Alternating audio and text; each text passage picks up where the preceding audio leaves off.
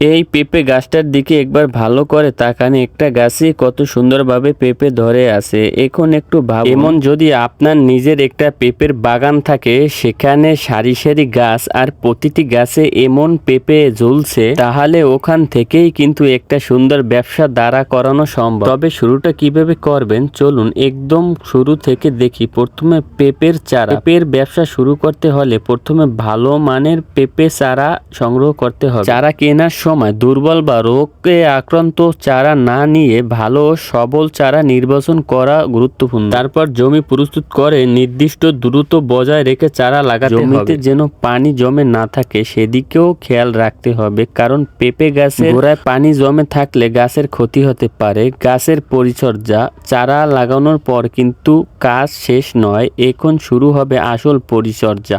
গাছের প্রয়োজন অনুযায়ী পানি দিতে হবে, আগাছা পরিষ্কার করতে হবে এবং মাটির অবস্থা অনুযায়ী সার ও প্রয়োজনীয় পুষ্টি দিতে হবে। গাছ নিয়মিত দেখে রাখতে হবে, কোনো রোগ বা পোকা মাকড়ের সমস্যা দেখা দিলে দ্রুত ব্যবস্থা নিতে হবে। অর্থাৎ একটা ভালো ফলন পেতে হলে গাছকে শুরু থেকেই সঠিকভাবে যত্ন দিতে হবে, কারণ আজ থেকে গাছটা ছোট, কিছুদিন পর সেই গাছই কিন্তু এমন পেঁপে ঝুলবে। ফলন। গাছ বড় হওয়ার পর যখন ফল আসতে শুরু করবে তখন পুরো বাগানটাই বদলে যাবে। একটার পর একটা গাছে পেঁপে, আর এখান থেকেই আপনার উপাদান শুরু। পেঁপে কতটা ভালো হয়েছে এখন সংগ্রহ করলে ভালো হবে এবং কোন পেঁপে আগে বাজারে যাবে এসব লক্ষ্য রাখতে হবে। ভালো মানের পেঁপে হলে ক্রেতার কাছেও এর চাহিদা তৈরি করা সহজ। বাজারে বিক্রি। এবার আসি ব্যবসার সবচেয়ে সুন্দর জায়গায় বিক্রি। পেঁপে সংগ্রহ করার পর স্থানীয় বাজার, ফলের দোকান, পাইকারি কিংবা সরাসরি ব্যবসায়ীদের কাছে বিক্রি করা যায়। আপনি যদি নিয়মিত পেঁপে উৎপাদন করতে পারেন তাহলে একবারের ক্রেতার বদলে নিয়মিত ক্রেতা তৈরি করার চেষ্টা করবেন। আজ যে দোকানদার আপনার কাছ থেকে পেঁপে নিলেন, ভালো পণ্য পেলে তিনি পরেও আপনার কাছ থেকেই নিতে চাই। এভাবেই ধীরে ধীরে নিজের একটা বাজার তৈরি করা যায়।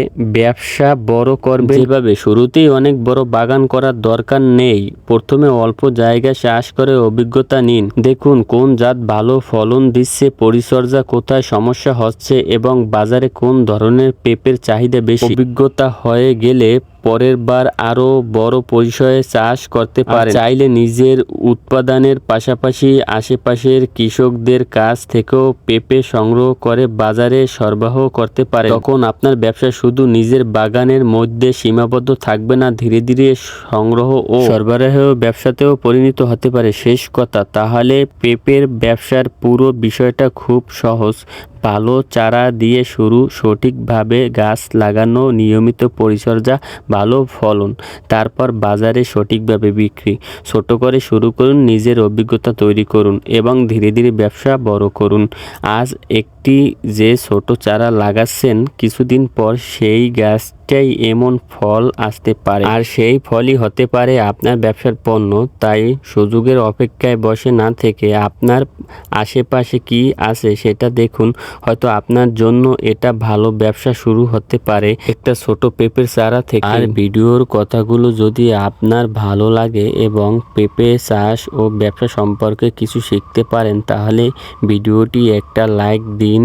আপনার পরিচিত কেউ যদি পেঁপে চাষ বা এই ধরনের ব্যবসা করতে চায় তার সঙ্গে ভিডিওটি শেয়ার করুন।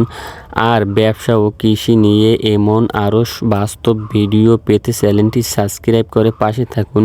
আবারও দেখা হবে নতুন একটি ব্যবসার গল্প নিয়ে। আল্লাহ হাফেজ। আপনাদের কাছ থেকে আমি বিদায় নিচ্ছি। মোহাম্মদ তাওহিদ ইসলাম। আসসালামু আলাইকুম।